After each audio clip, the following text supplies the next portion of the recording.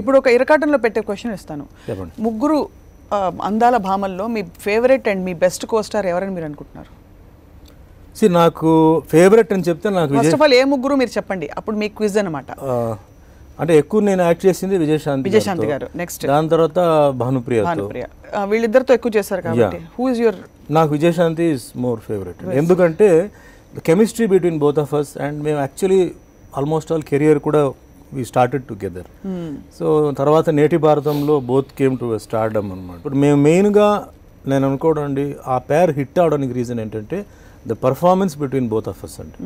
మీకు ఇష్టమైన పాట ఏంటి చెప్పండి, అంటే ఫర్ అస్ టు మా ఆడియన్స్కి చూపించడానికి కానీ మేము గుర్తు చేసుకోవడానికి. నాకు బాగా బాబా మరిదిలో గజ్జగల్లు అన్నది నా ఫేవరెట్ సాంగ్ అండి. 20వ శతాబ్దంలో అమ్మని మించిన దైవం ఉన్నది. మంచి పాట.